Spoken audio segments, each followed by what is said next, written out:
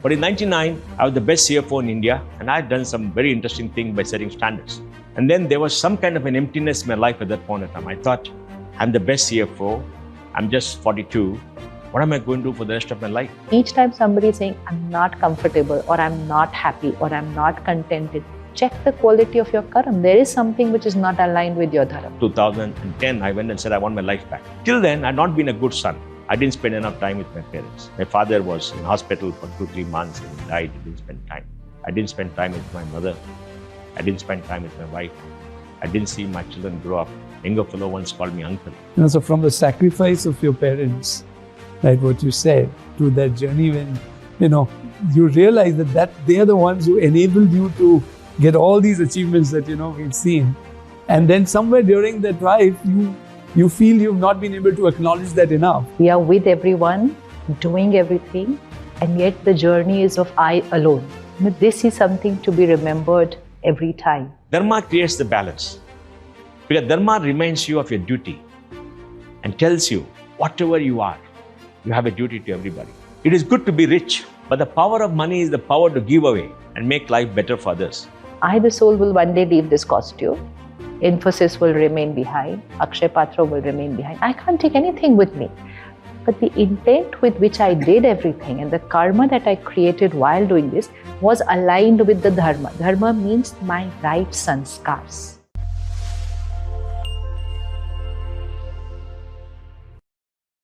A very warm welcome to another edition of our Think Right podcast. We are here in Bangalore with Padma Shri Mohandas Pai, someone who has played a transformative role in shaping Infosys, I think, which is probably the most successful startup that we talk of and we hear of, not only in India, but probably in the world.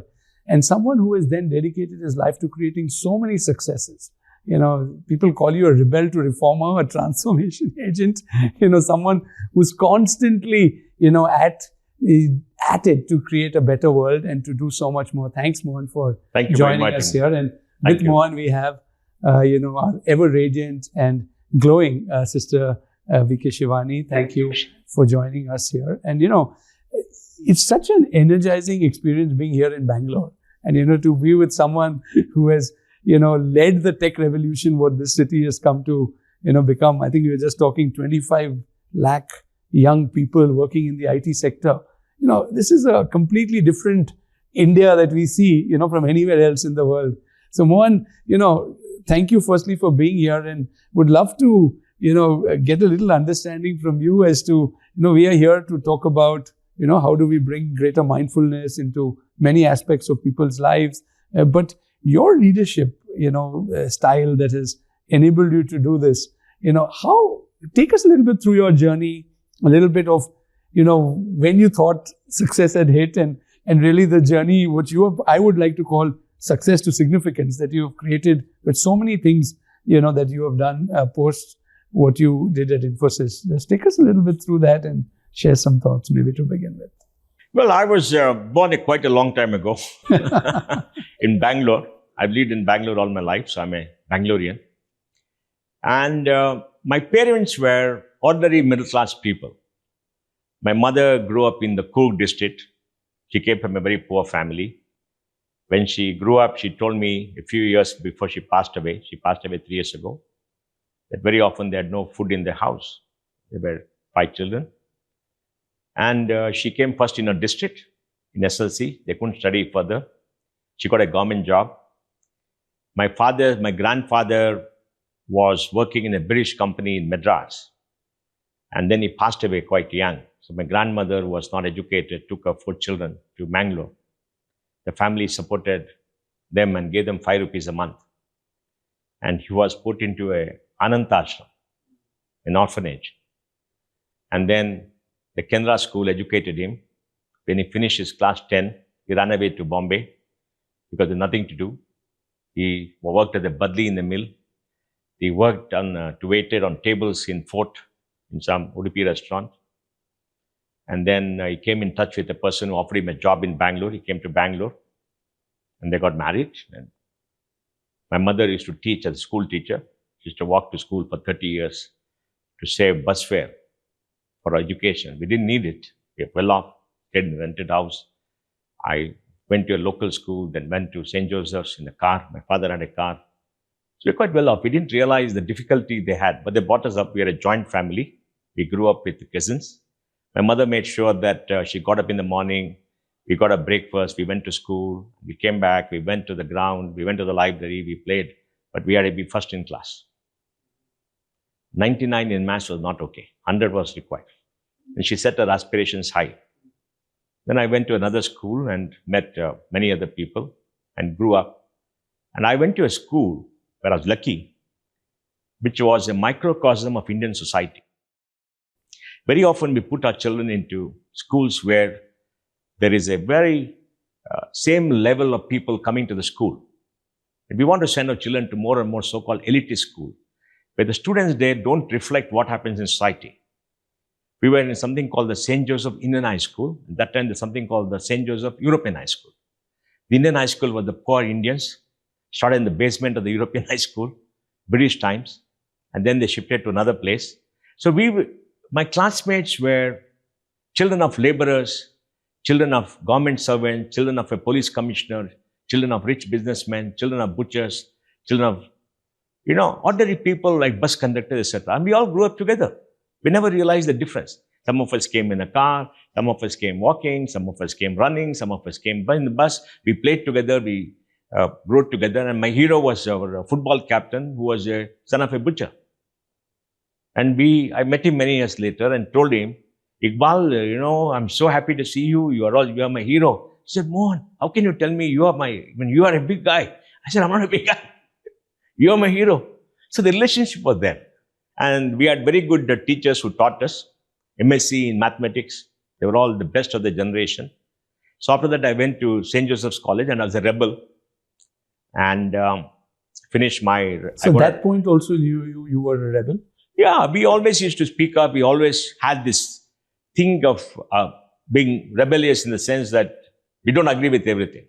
And we used to argue, and I used to read the Hindu newspaper cover to cover because my father used to get it from his office. So every day I used to read the newspaper cover to cover. Fantastic education. But those days there was nothing. There was no TV. There was the radio, Philips radio. We used to hear the scores. And then college started. College was very good. And we are in the midst of the emergency. And it was scary. Because in the emergency, you got a newspaper with nothing in the front. And we heard of people getting arrested. But the prices of idli, sambar and everything came down. They had price control. And I think the railways ran on time. Because George Fernandez had started the railway strike and Indira Gandhi clamped down on him. But we were in college and as it ended, we marched on the streets. Because JP Narayan had come to Bangalore and there's the fervor of the Janata Party and all kind of stuff. And in college, we formed the cricket team. 9 of the 11 were from my class. I too played in the cricket team. We won the trophy. Championship, first time in our history. And in school, our hockey team beat the European Boys High School. Wow. Yeah, and it gave us that pride that we are good because we had to challenge ourselves. And they got a rank in the university. We had 3 ranks in our BCom class. Then I went to did my CA and my law in the morning, CA in the evening. I was articled to a firm. And then they kicked me out after 12 months because I was a rebel. I used to go on my SD motorcycle and wear the same pair of jeans for 1 year. And in the law school, we marched on the street for disarmament. And once we fought with our principal and went and told him we want more sportsmen. He didn't agree. Then we called up the vice chancellor and told him we are coming to meet you. He said, don't come. And in college, we fought for revaluation. Because I remember in accounting, I got 53 marks out of 100. So there was a furor because the wrong evaluation. So we went and met somebody who was doing that, fought with them, and we marched on the street, we protested, we brought back revaluation, and I got some 95 in my BCom. So we did all that, and there was a sense of purpose in our life because nothing else to do. Then I did my CA, I got ranked in the inter final, I got 11 job offers, all outside Bangalore. I said, I'm not going to work for anybody. I'm not going to be an employee. And I started my own practice. We didn't earn much money for the first 3 years. I used to ask my money for petrol for my SD. And then my friend of mine had a leasing company. He told me to join and I became executive director. straight away. So not an employee anymore. Well, a family firm, it did well. And the family firm, Sister Shivani's colleague, Asha Puri, will know. They were in the same compound, Prakash Road Lines people. And they had a family fight. And, I knew everybody there in the family, but their family fight. And once we were discussing, one of the family members said, Mohan, tu kyun baat karta hai? Tu naukar hai. I said, naukar, what is this naukar? And I realized, he's talking like a lala. It was humiliating.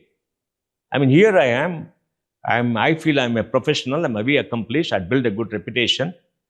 And this guy is calling me, this guy is not even finished his education. He's calling me a naukar because he happens to be in the family business because of his birth. Then I left and my company had invested in Infosys and I went for their analyst meet. I went for in Bangalore before the IPO, then IPO, then post that in Bombay. They called me and said, why don't you come and join?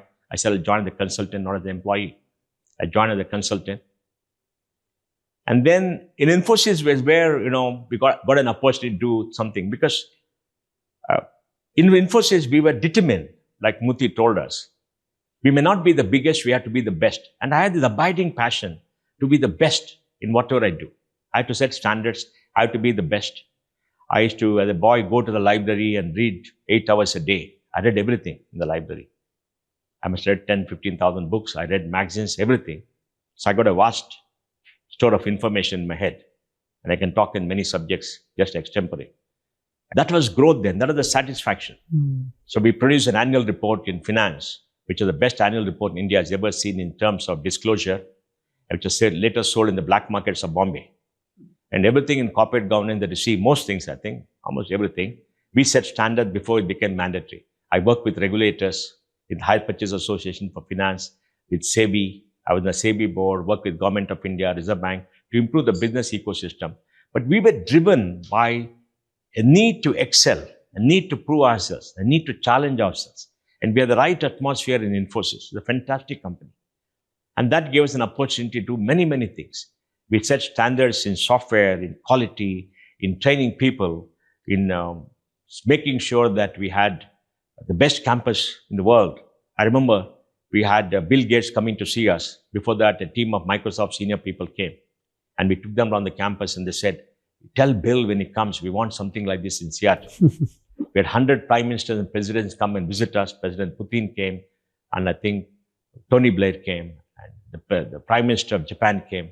It was exhilarating being in Infosys because we set standards. And India respected us, the world respected us.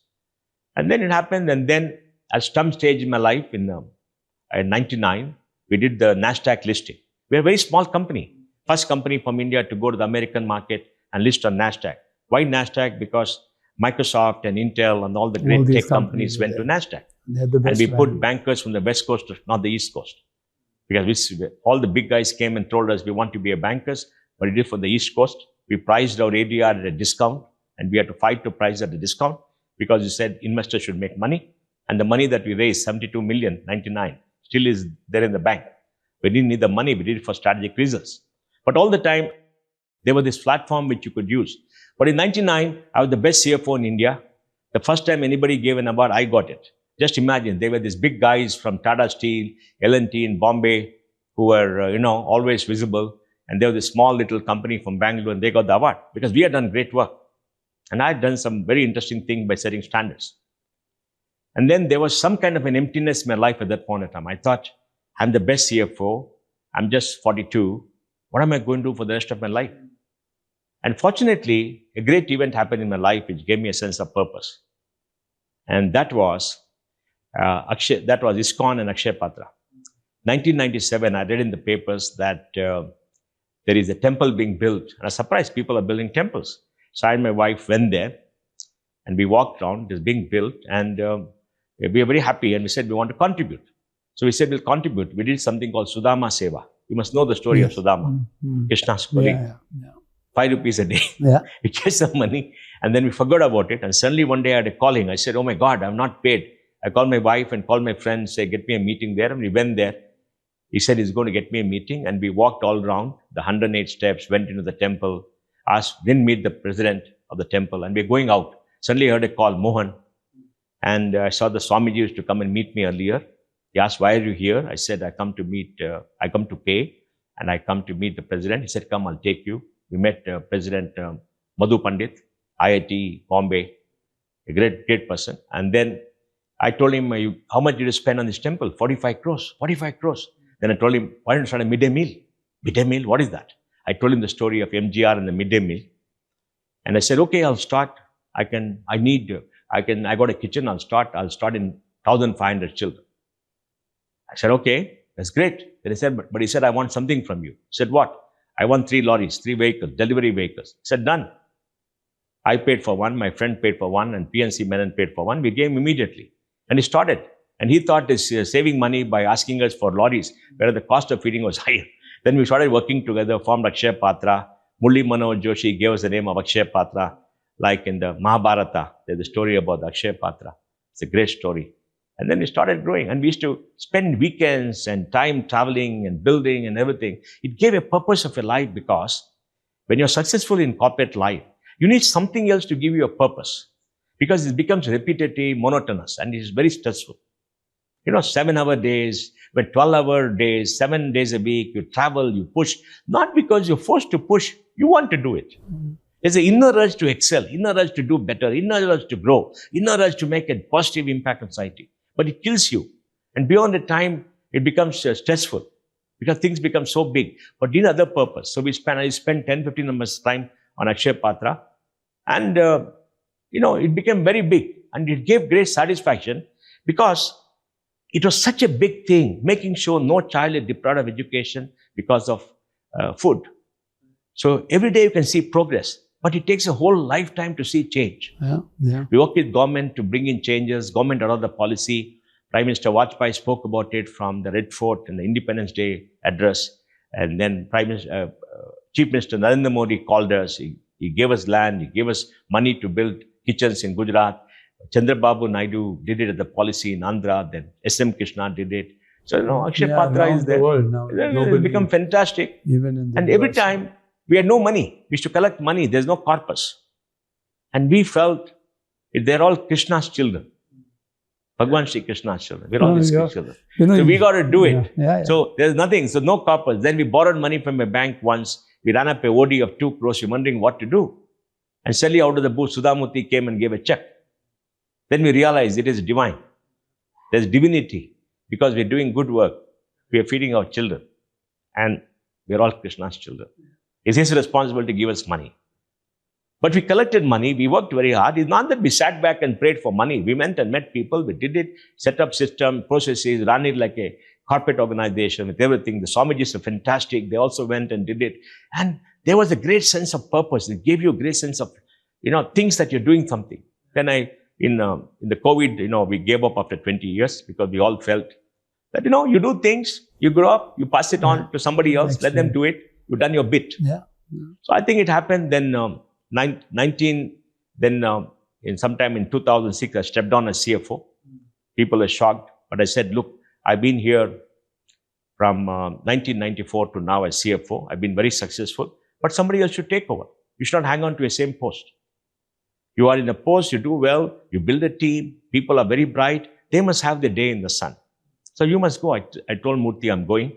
He said, no, you stay on, do something. What HR? So I handle HR, hired 200,000 people in 5 years, trained 250,000 people, the chair of a BPO, and I had 650 computer science professionals. I built 45 million square feet for Infosys.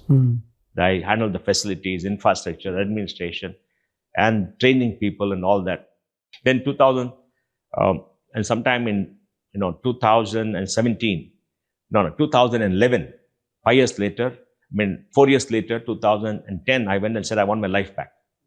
They said, no, you stay on. So you did think that you had lost your life somewhere there? Yeah, because, I said, he said, why don't you stay and become COO? You could be CEO, you could be, I said, no, I want my life back. I wanted to achieve something, I achieved that. And I want my life back because, look, till then, I'd not been a good son. I didn't spend enough time with my parents. My father was in hospital for 2-3 months and he died. I didn't spend time. Didn't go to see him enough. I was running around. I didn't spend time with my brother. He passed away 3 years ago. Very young fellow. I didn't spend time. I regret it. I didn't spend time with my mother. I didn't spend time with my wife. I didn't see my children grow up. Younger fellow once called me uncle. I tell him, no, I'm a father. I didn't spend time. I've been a bad father, bad son. Then bad friend. I didn't spend time. But I've been a good Indian. That is the satisfaction I get. I did my bit for society. I said I want to spend time with my family, my children. They're all grown up for whatever it is worth. It took me 1 year to step down. And it was traumatic because this is a life. You're given everything. And you can't imagine anything beyond that. But then one day you're not there. And it was a very different experience and it was very stressful. And I was feeling very stressed and I went to hospital. My sugar is very high, 450. The stress had become internalized then at the point of time. So I think it changed my life because I realized that all of us are born. We are children, siblings, friends, spouse, parents, that we go to the end on our own. It's a journey for all of us. And the journey is great because you go through all these experiences. And you don't understand the meaning of life till you go through experiences. But at the end of the day, like in the Mahabharata, the Pandavas going on the last journey, you have to go on your own journey. And you have to meet your maker, whoever that is. We don't know, but we hope somebody is there to go. And we're not going to come back. We're not going to come back. So the experience is worth it, but you need time for yourself. Yeah. You need time for everybody. And you got to find the source of happiness. The source of happiness is contentment. The source of happiness is thinking you've done your bit.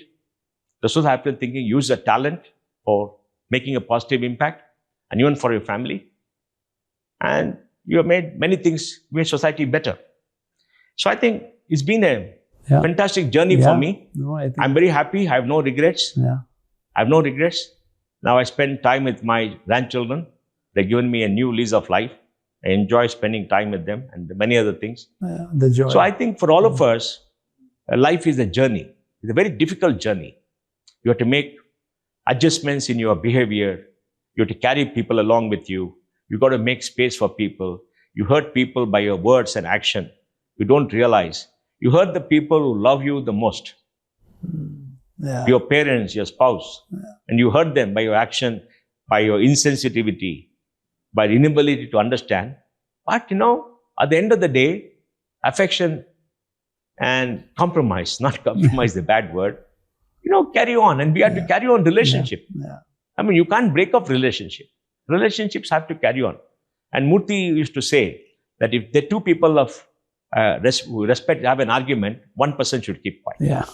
Both people cannot get angry at the same time. And we are prone to anger because we are high energy. Is it wrong? There's nothing wrong, nothing right. It's just the way you are. Accept it for what it is.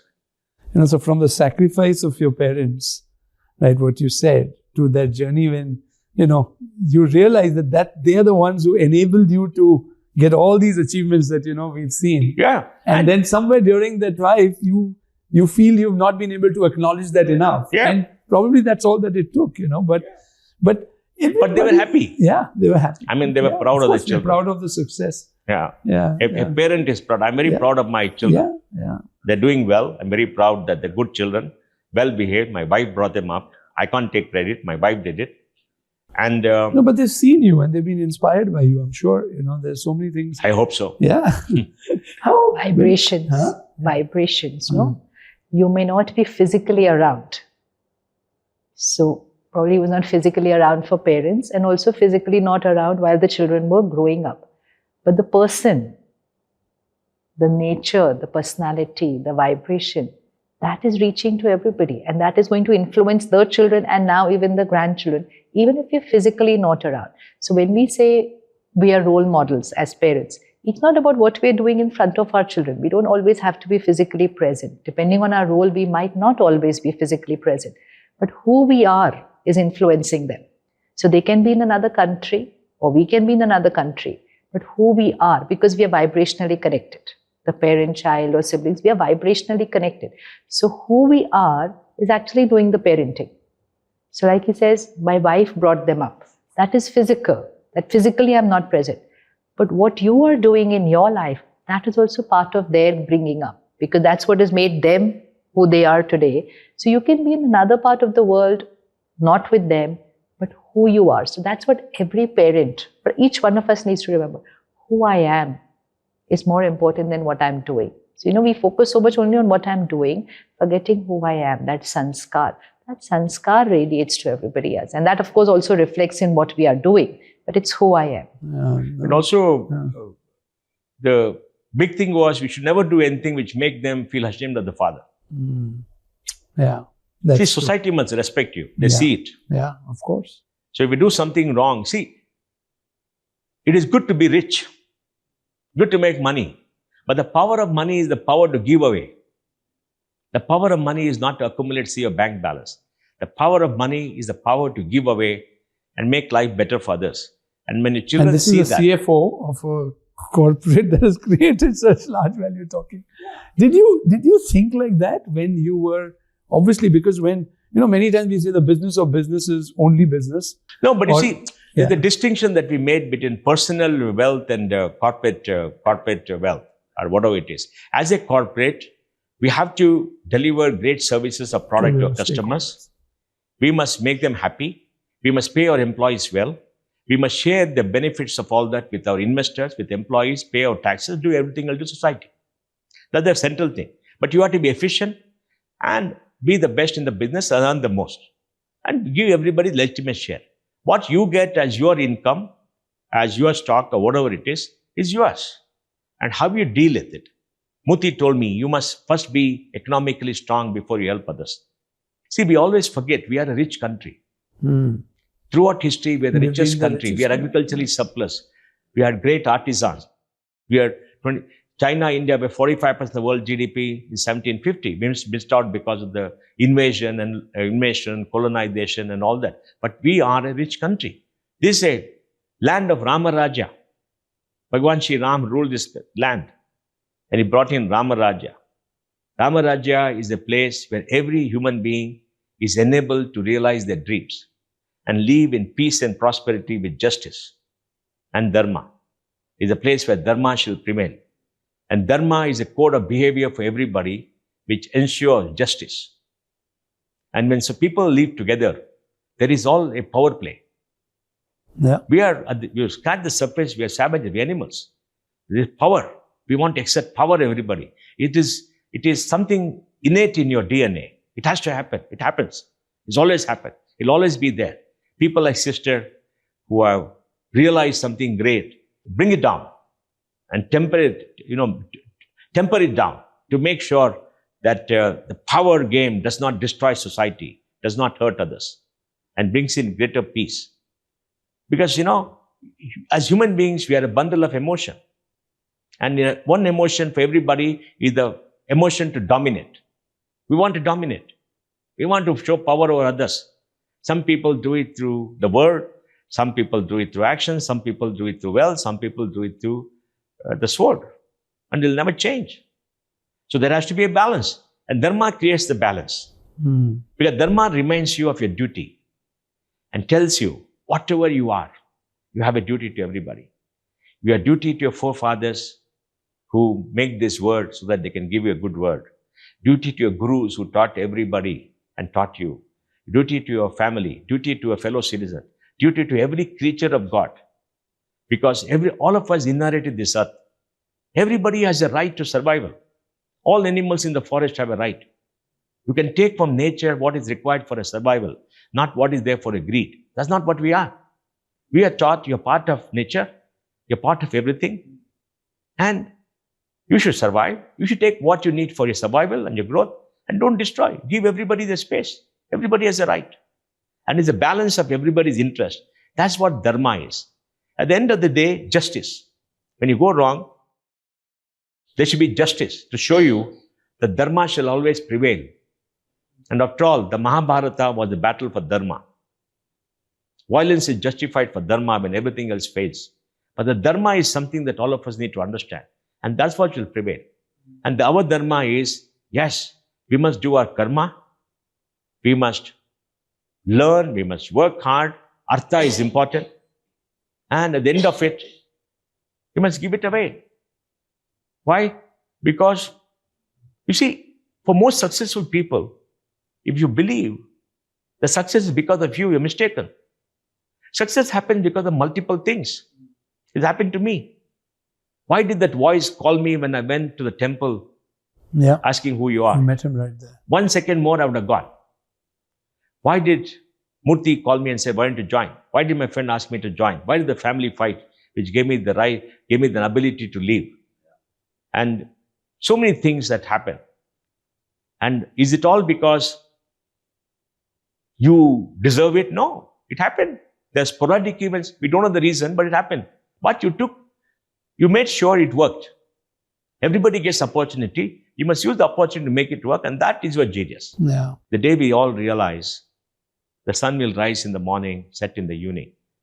Doesn't matter who you are, what you are. You'll keep doing it for years and years. It's done for centuries, millennia. You'll keep doing. And you are there, and you pass on. So it gives you a sense of humility, a sense of purpose, and brings you down and makes you a better human being. Yeah. And therefore, it all comes down to how did you live that life? How did you live the life? And what was it? And did you use everything that God has given you? If there is a God, I don't know whether there's a God. The question that we have to... It's a lovely question to pose to the question that we have to question, but we have faith. Yeah.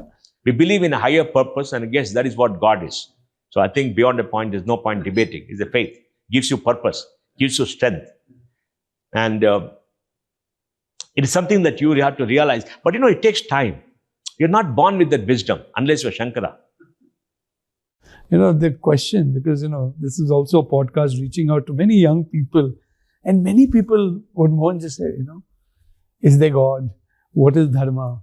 How are we doing? And sometimes you realize that rather late in life. And I think he's asked this question 2-3 times. So, how should young people really view that aspect of their life?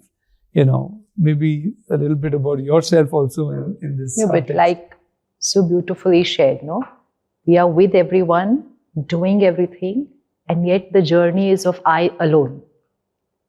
This is something to be remembered every time, that the journey is of I, the being.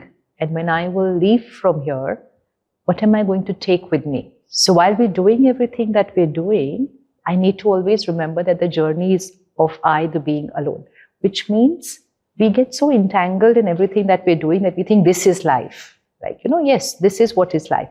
But what is getting recorded here is not what I'm doing, it's how I'm doing what I'm doing. So what is the intent behind what I am doing? So my karma is getting recorded here. And my quality of life, which means my experience, is less about what happens there. It's about how I do what happens there. So if it's done with a pure intention, if it's purpose-driven, it's not only what I get out of it, it's purpose-driven. Your value and your quality of karma goes higher automatically. It's not just what I'm getting, it's what I'm giving to society at every step. Even whether it was in the corporate field, and of course after that in Akshaya Patra, the intent has remained the same. So whether it was corporate or whether it was charity, the intent remained the same, and that was that purpose-driven karma. Purpose-driven means not just leading life, every day going to work and that's all. There was an intent behind it. It's the purpose. That purpose is the quality of the karma. Now, I, the soul, will one day leave this costume. Infosys will remain behind. Akshaya Patra will remain behind. I can't take anything with me.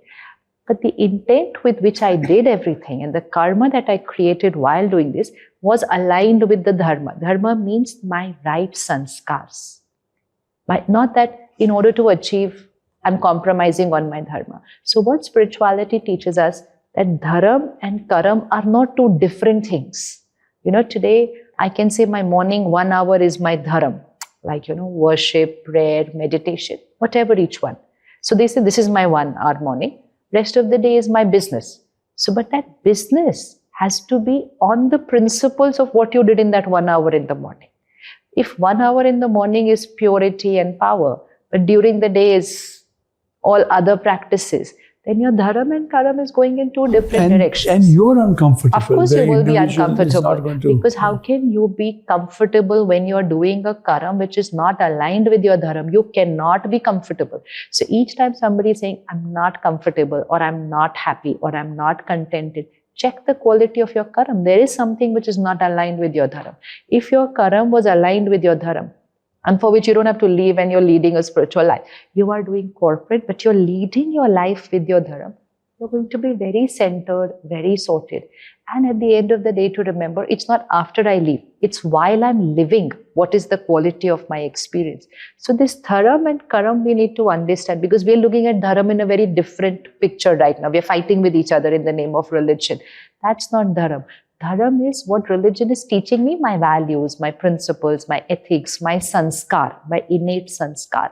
So when my dharam comes in my every karam, even in corporate, even in business life, then contentment will walk with me as an experience. Then earning blessings will come to me in a very natural way. And then to remember that again, it's the journey of the soul alone. So what is permanent and what is transient always needs to be remembered. So in the process of what is transient, don't compromise on that what is permanent, which means on the purpose of what I get from here, I should not compromise on who I am. Then my dharam and karam is aligned with each other. And especially in IT and young people, first both the number of hours you work and now with entrepreneurship, the life, the work that you do becomes so much a part of everything. And yours is a great example, Mohan, where you've always striven for excellence and done that. And young people in India are going to get that opportunity today. And we're seeing that, and it's going to happen at scale. But to be able to balance, and be able to do that is I think, something that we must be able to get people to realize, For young people, I think the purpose when you're growing up, you're in college, you have to study, you have to excel, get the knowledge to equip for life. Okay? And play and interact, socialize, understand how to live, because that's growing up. When you go for a job, you got to get the skills, the training, and invest in yourself so that you become more productive and you challenge yourself to be more and more productive. That's the individual journey. That's the individual journey. There must be something driving you to say, I'm going to better and better. I'm going to wake up in the morning and I'm going to be positive. I'm going to go to my work. I'm going to do this work. I'm going to learn. And night I'll go to sleep. When I go to sleep, I'm better than when I got up in the morning. I'm investing in myself. That urge should be there to better. Because 20 to 30 is the growing up period, the learning period. And that's very important. And if you don't do that, in a very competitive world, you will not succeed. And competition is a reality. Whether you like it or not, is a reality. And the key in competition is how much you're invested in yourself. Are you successful? Are you skilled? And that's the individual journey. And you have to do the journey. And you have to be steadfast. And you have to work very hard. All this work-life balance people talk about is fine, is great. But you decide what you want to do. But the biggest thing you can do is to train yourself, become more productive so that you can become more successful.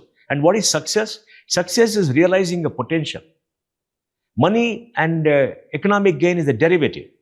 But realizing a potential, realizing what you can do, and making sure you make an impact, and making sure you live a full life. And at the same time, when you're 30, other relationship comes, spouse, family comes. And that is a very big stressful period. 30 to 50 is a very stressful period. How do you allocate time between what you want to do and how you want to grow? Then family, and you have a spouse, and the spouse also lives with you. It's very difficult. The spouse, male or female, has the same desire to succeed, to do very well. And then you want to have children. And when you have children, somebody has to sacrifice. Because children have to be taken care of. You can't just have a baby and leave it to the maid and go away and say, it won't work.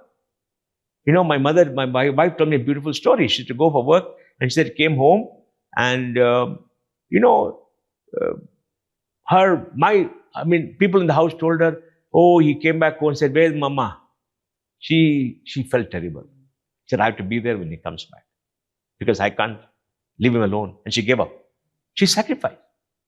And it is unbelievable what she did. Yeah. Would I sacrifice? No. I wouldn't have been able to do, but she did it. She's a greater soul than me. She did it. Because ultimately, however successful you are in life, if your children are doing well, your life is a waste. If you have children, your children don't do well, your life is gone. At the end of your life, what do you see? You want your children to do well, be happy, do reasonably well in society, be respected, be happy. If they're not done well, they're wastrels, they lost their way, your life is gone. What is the point of all your life? Everything that you thought you did, everything you did for society when your children are not there, because that is what is left for you. You pass on. Your genes pass on. Yeah. Right? Just like your father would be very happy if you succeed and be a good person. right? Your mother will not want you to be a crook and a smuggler and somebody else. Remember in the movie Diwar, what did the mother say? Beta, tune kya kar diya? You understand? He said, mere paas paisa hai, bangla hai, sab kuch hai. Tera paas kya hai? He said, mere paas maa hai. Who is more important? Because for the maa, the dharma is important. Is my son a good person? Has he lived his life well? She has struggled. She has sacrificed. Why? Because she wants the children to well.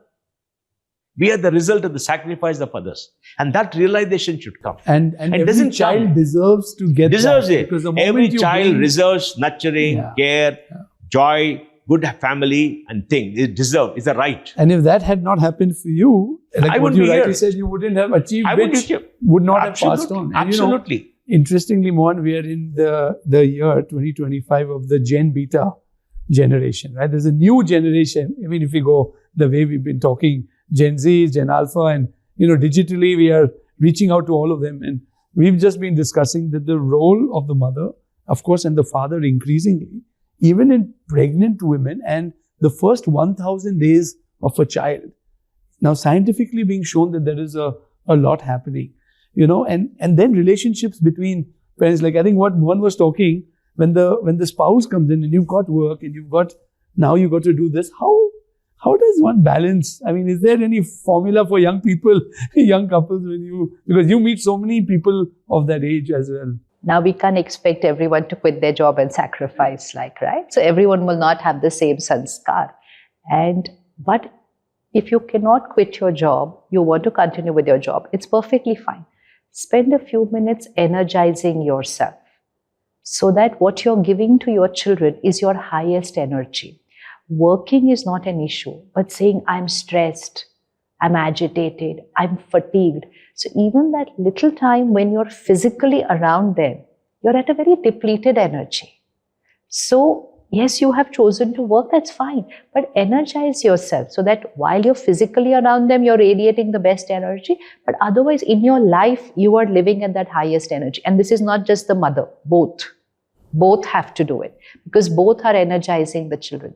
So it's not that they're working long hours, which is the issue, that the child is getting used to it. They are born in that. See, they have not seen another life. They have not seen another way where both the parents are home or one parent. They've seen a way where right from the time they're babies, both the parents are going up. It's no problem. But both the parents will also have to become nurturers. Both have become providers. So what was society earlier? One is a provider, the other is a nurturer. Okay, so one is saying, this is my role. I go out of the house, earn, I provide for the family. The other is saying, I'm at home, I'm nurturing the family. Actually, both are such powerful roles.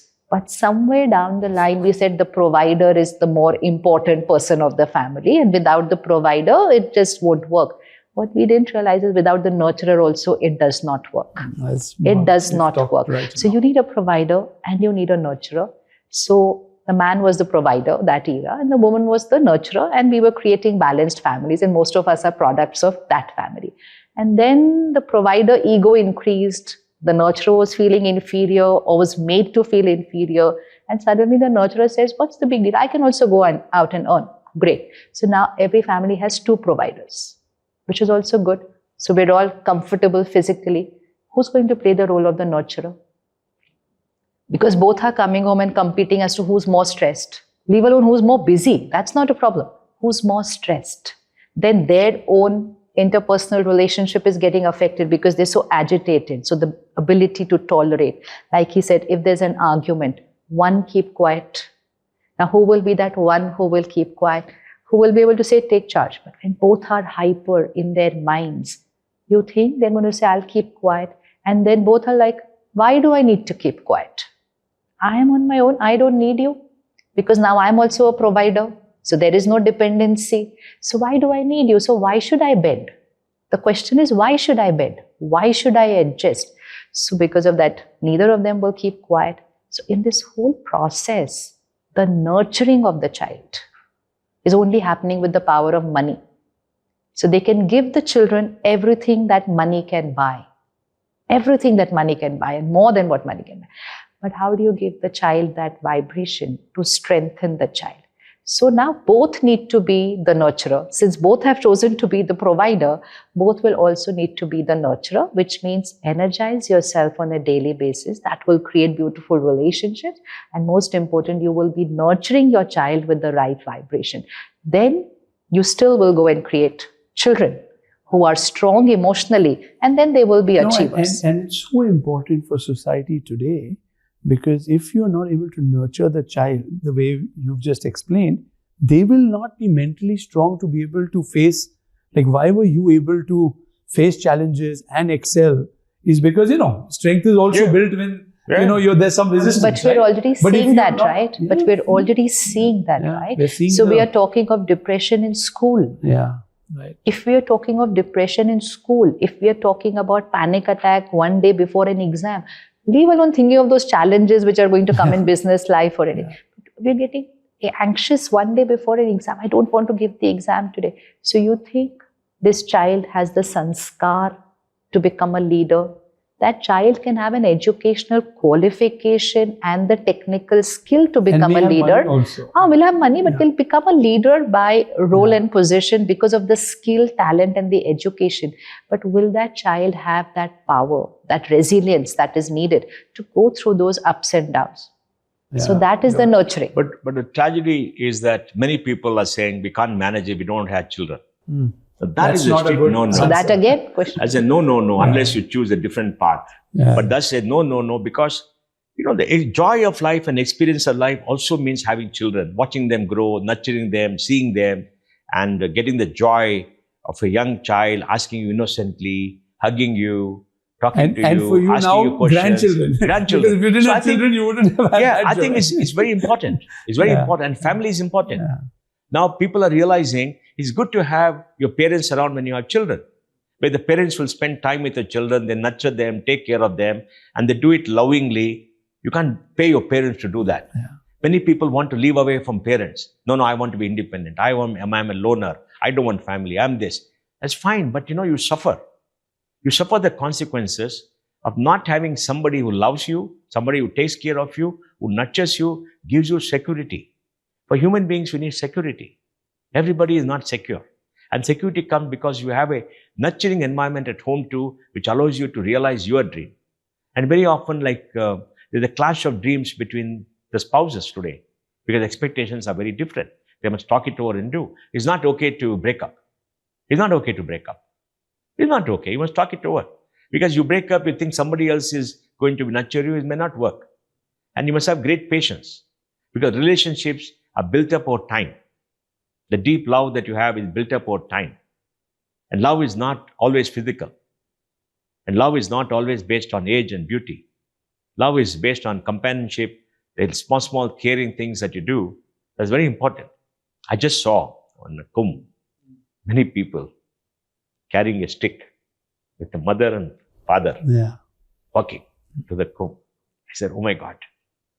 To give them the pleasure. What joy. What beauty. What can be better to show? The parents want to go, they're incapacitated, you're taking them, and you don't have money, you're walking. Look, this is life. This is what you must do. And they nurture you. This nurturing is critical for you to realize your potential and the source of happiness.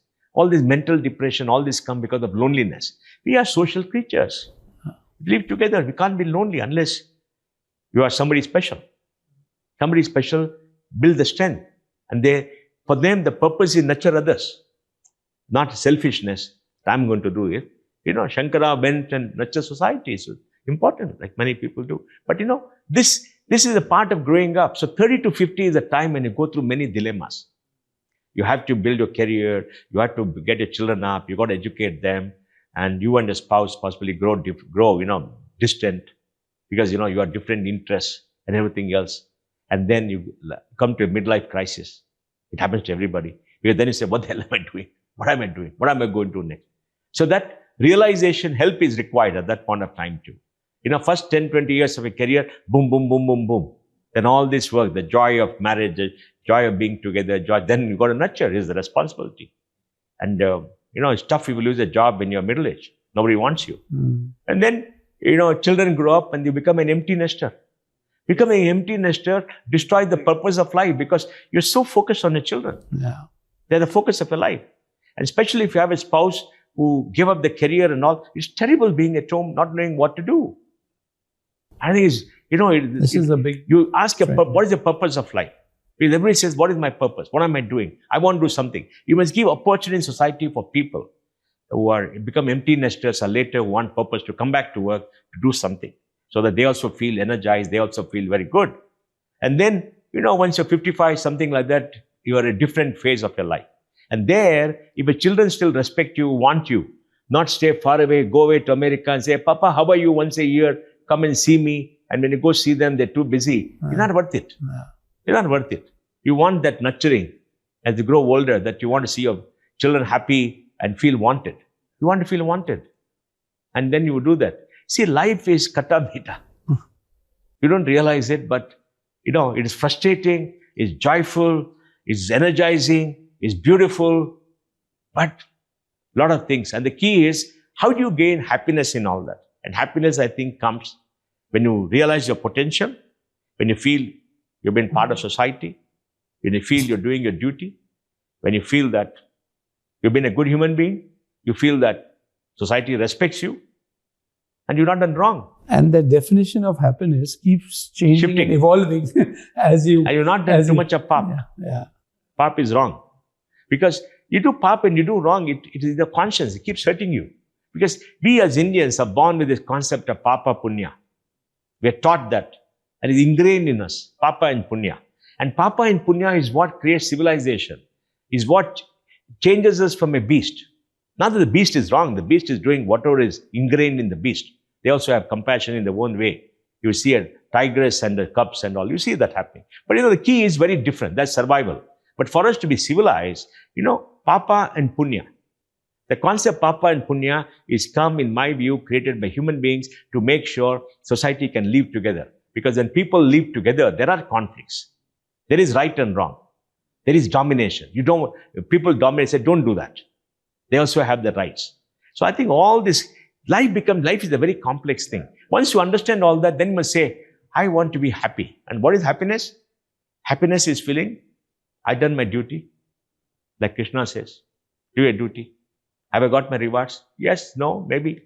Are you frustrated? No, it's over. Life is about tomorrow. Life is about tomorrow. When you're past 40, you got less to live than you've been through. When you're past 40, every day is one day less. Because the end day is very certain. It could be 80, 90, 70, whatever it is. There's an end date. Till you're 40, you never realize that. Because 40, body flows down. Yeah, this is a lovely question. You grow. Yeah. And see, then that's why you must, happiness is contentment, realizing yourself and accepting the reality of life. Accepting the reality of life. Not trying to change too much beyond your powers. Doing what you can. And that's it. It's I think it's again a question like what we said, what is happiness, right? Like everyone will have different, like for me, it's like, you operate from a state of happiness, right? For me, everything one does, if it is not from a state, because happiness is core nature. Now, happiness is internal, like what you're saying. If you're internally happy, then everything that you do, I believe, will be a positive. It will have all the dharmic things, because you can only do that if you're in a state of happiness. And I think everybody seeks this definition. So happiness is dharma. So if you do your every karma with that dharma, you will feel happy.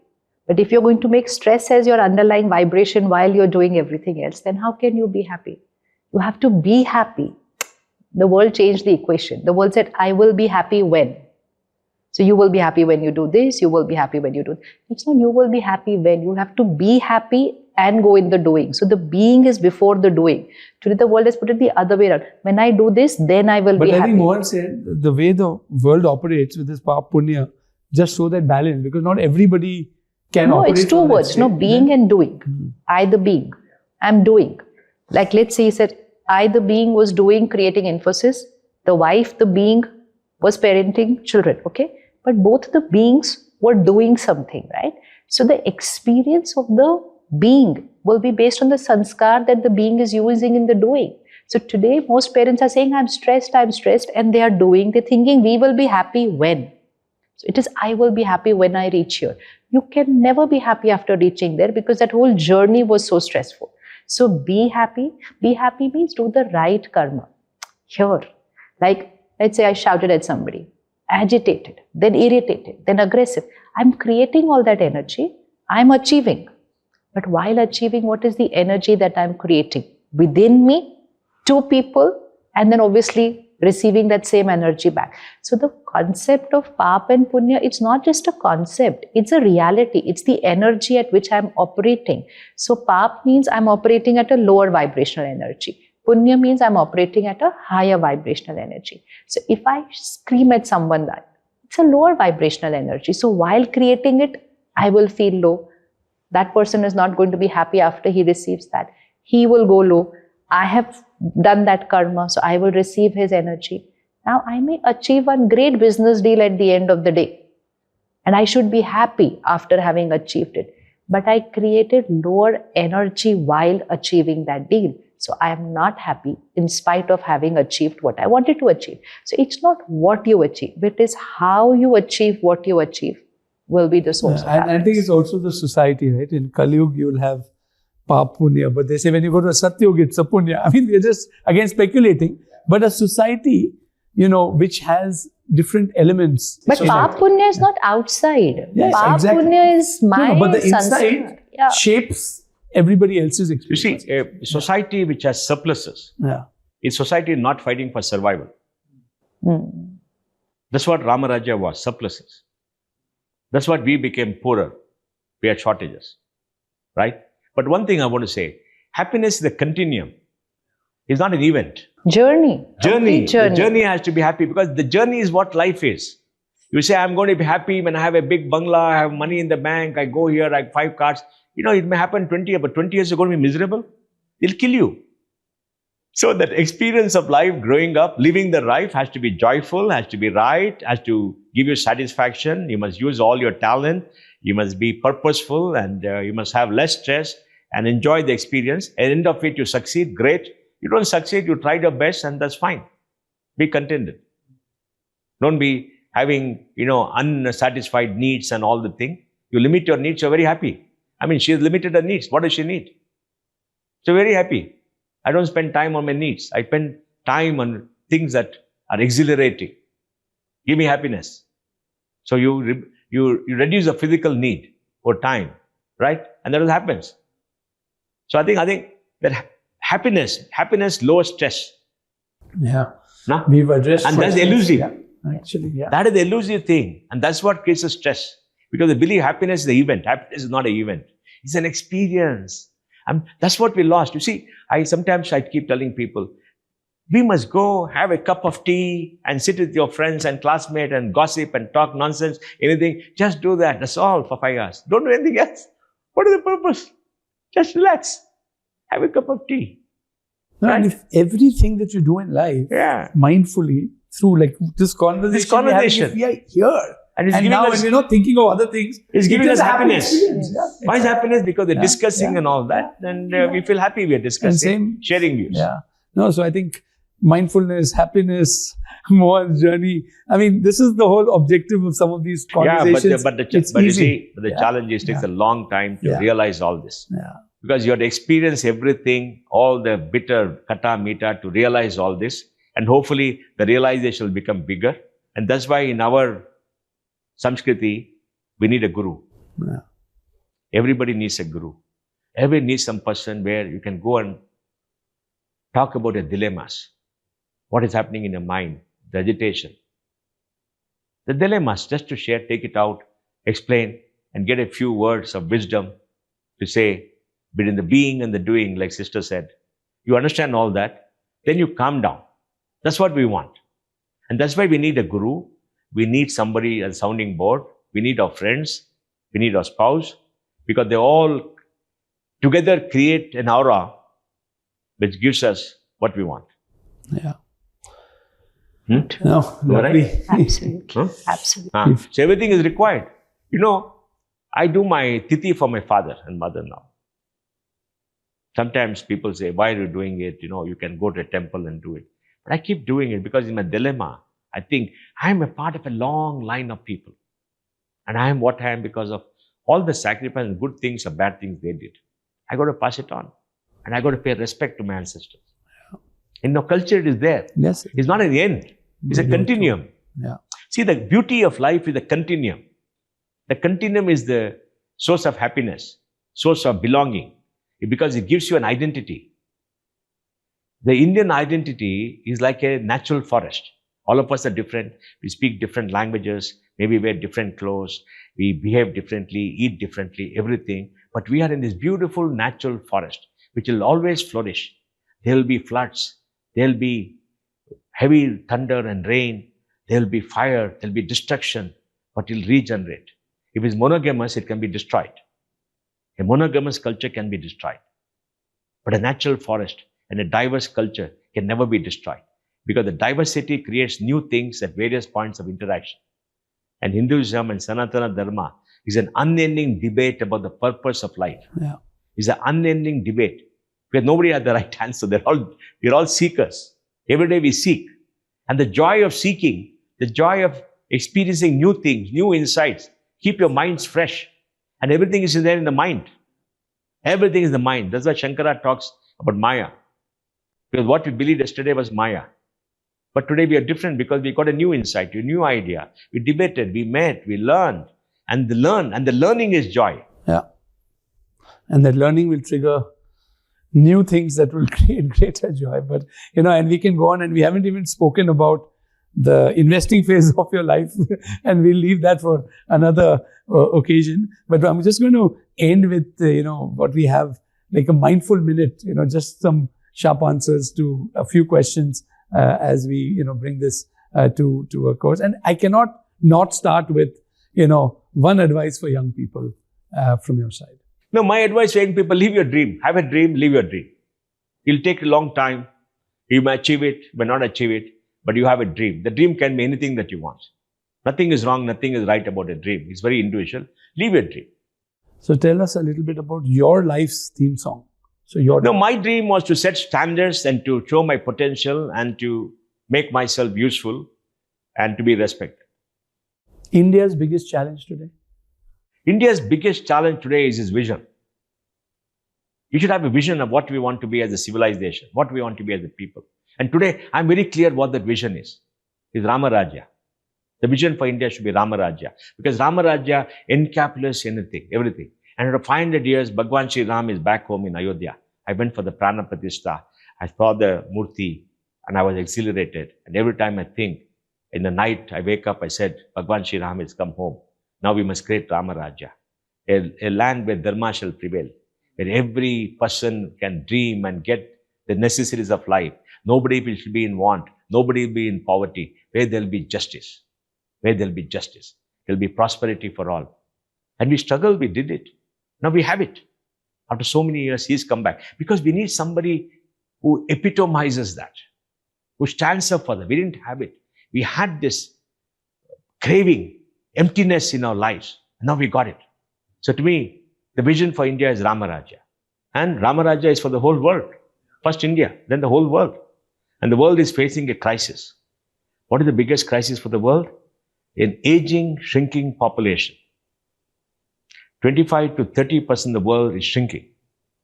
People are aging, living longer. Population actually shrinking. Even India's population will start shrinking in Tamil Nadu by 2035. Imagine a world with 8 billion people going to 6 billion people in 20-40 years. Out of 6 billion, 40% being more than 60. What is the future? It's the future of the world, actually. Future of human civilization. Yeah. So tell me a bold stand that you took that led to positive change in your life. No, the bold stand that I took which led to positive change was that I'll sacrifice my self-interest for a larger cause for the community and for everybody else. And what was that? I will work to set standards and do things which can use my talent and not look to sell myself to the highest bidder. It is a bold stand because I've lived many years without money, without enough money, and it's been frustrating. You're in a great phase of your life right now where you're enjoying the company of your grandchildren. The innocence that they have is rubbing like the reverse energy of happiness onto you. You also are investing in new age entrepreneurs, and in that. So what drives that investment? No, what drives the investment is it's time for all of us of my generation to work to create a next set of leaders and innovators who can carry this country forward for the next 30 years. We have been successful. We're the generation that grew up before liberalization who did very well after liberalization and saw this country grow, saw this country become a $4 trillion economy today. And now, we have to pass on the baton, enthuse other people, and make sure they become leaders who put community first, who become successful, who become good role models for younger people to say, this is the way to do it, not rapacious, not threatening others, but do it the right way with Dharma. So that I keep coming back to Dharma at this point of time in my life. I think it's important to understand the concept. So I think that's what I want to do. So I work with all these founders. I want all of them to become billionaires, to become unicorns. I want them to succeed and do it the right way, respecting capital, respecting people, working very hard, build it up. And I'll share the joys. I may not make money from them. I'll be a small investor. My sons run a venture capital fund. They're very successful. I don't invest personally now because, it takes 12, 15 years. They're investing. But I will spend my time with them. I will work with them. I just came from a unicorn event in Agra. I told them the same thing. You must succeed. You must grow. You must carry on. You must take the responsibility of taking society and become role models. You must become billionaires. It's important in economics for me. And you must become bigger unicorns. And you must showcase technology, because technology can transform. This is how, if you were to look back on your life, any phase you'd like to change? No. It is what it is. Kata Mita. Everything was great. Nothing. My last question is, life, people describe you in many ways, but if you were to describe yourself, maybe 3 words. I thought about it. If people say that he was a good human being, he helped others, I'm happy. Nothing else. That's enough. I'll be happy. That's enough. As long as you were a good human being. Not necessarily. Good human being means a good husband, a good father, a good grandfather, a good friend, a good thing. And he helped us. But whatever he could, he helped us. Never took advantage of us. And that's all. That's all. What else is there? Look, after you're dead, you're dead. We cremate our dead because we believe the soul is eternal. The body is not. And we don't want the body to be desecrated by anybody. The body is gone. So we do that, right? You're not there anymore. There's no memorial for you. There's no name for you. Only memories. And memories fade away. Nobody remembers you. And if you think you're a great person who people remember forever, your name shall remain, forget it. You're not there. The only thing that can remain is people who know you, people who interact with, think he was a good guy. He helped me, and he's always of help. Not help me, he's always of help, willing to help. You're good. It's all over. Life is over. When you're gone, you're gone. Finished. Finito. Closed. Nothing. Over. So life is simple. We need good people, and that's it. If you, Mr. Shivani, last word from this podcast, you've heard Mohan's journey, you were to talk a little, say something about him, what would you say? I think the beauty of first being purpose-driven, which means a giver. In both ways, it was actually a giving energy. And yet at the same time, aligning that giving with the right dharma, and putting your karma on that. That is his innate, throughout the conversation, he has repeated that so many times. That itself reflects as to what the soul is carrying with them on their journey, has carried and will carry forward. And that's why that happiness feeling will be there, because it's the alignment of the dharma with the karma and the purpose of giving to the country and to the world. And goodness is really what is the big message, I think, that everyone we should take out from this conversation amongst the many, many things. Thank you so much. Thank you. Mohan, for such a wonderful conversation. And thank you. Thank you, sister. Thank you, Chief. Thank you. Thank you. You too can start or enhance your mindfulness journey using the Think Right app on iOS and Android store. It's got a huge number of daily affirmations, daily journeys, daily meditations that will enable us to hold your hand as you move in this transformative journey of life.